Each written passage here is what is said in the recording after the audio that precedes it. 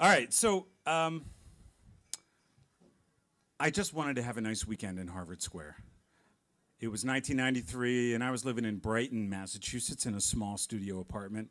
And I had a friend who invited me to cat sit for her in Harvard Square, and I thought, yeah, I'm going to do that. I mean, I'm not really a big cat sitting kind of person, but living in this dingy, dark, small Brighton apartment, I thought Harvard Square. Man, that would really be something, you know, smoky coffee houses, because you could smoke in the coffee houses back then. You got, like, you know, scholarly pursuits and Bob Dylan and Joan Baez and all kinds of stuff like that. I don't know, I guess I thought it was 1963, but it was 93. Anyway, so I agree to do this, and I go over to Harvard Square on a Friday night to hang out with Carney, the cat. And one thing you got to know about Carney, troubled.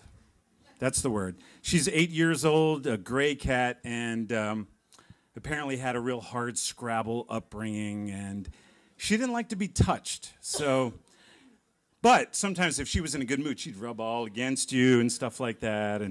But if you try to touch her when she wasn't in the mood for it, it's like, so maybe some of you know people like that, I don't know. But anyway, so I'm pretty good during the course of this weekend. A little bit of stress between me and Carney, but Sunday rolls around and I want to get a Boston Globe and just luxuriate and read the paper with, you know, sun streaming in and all that kind of a thing.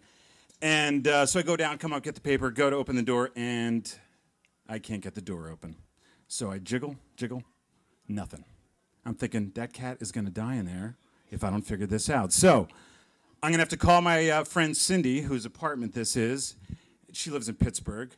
I hear music next door, so I knock on the next door neighbor door, and I say, hello. My name is Rob. I'm cat sitting next door for Carney, and I was wondering if I could borrow your phone. She seemed very nice. She's a little older than me. I was 30 at the time. She was probably about 40, whatever. Ages don't matter, but she's about 4 feet 10 inches tall. And she said, sure, here's my phone. Very nice. Gave me the phone. So I'm standing over in the hall, and I'm dialing Cindy's number. No cell phones back then, by the way, in case you didn't realize that. And as I'm dialing, this neighbor, Jan, just jiggling, and she's trying to help me out. She's trying to get that door open, which is great. And then Cindy answers the phone. And just as Cindy answers the phone, Jan, this little 4 feet 10 person, she's kicking that door, and she's like, you know, and she's jiggling, and she's kicking, and she's jiggling, and she thinks this is the way into the door. And, you know, I was surprised by this, and I'm saying, Cindy, yeah, I'm out here in the hallway, and your neighbor Jan is helping me get into the apartment right now.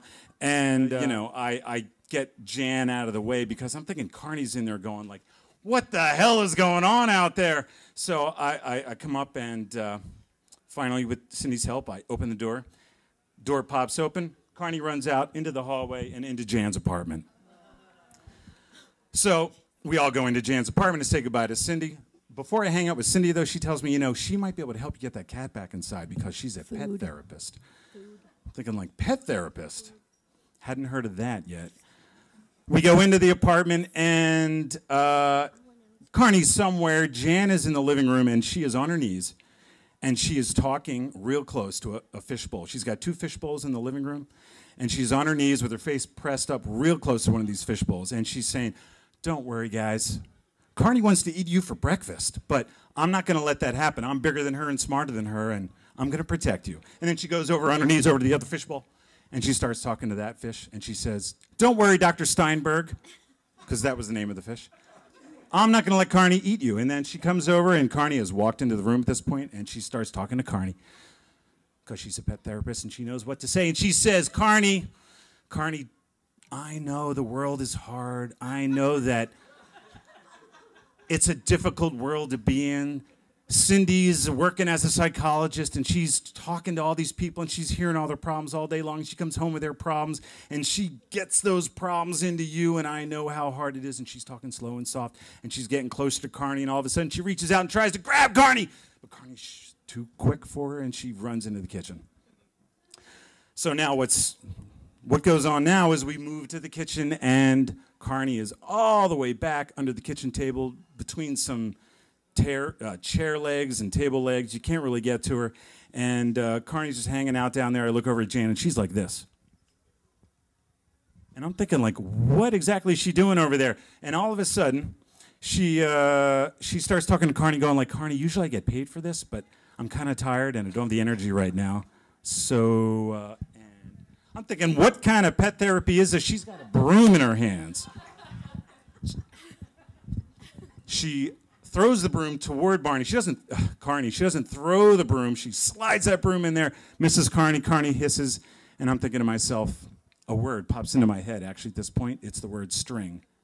I run next door, I get some string, I come back in, I get that string, I drop it on the floor, and Carney follows me outside. We go out of Jan's apartment. We go into the hallway. We go back into Cindy's apartment. Carney gets herself some water. I shut the door. I sit down on the couch. I pick up the Boston Globe, and I say to myself, Harvard Square, just like I imagined it.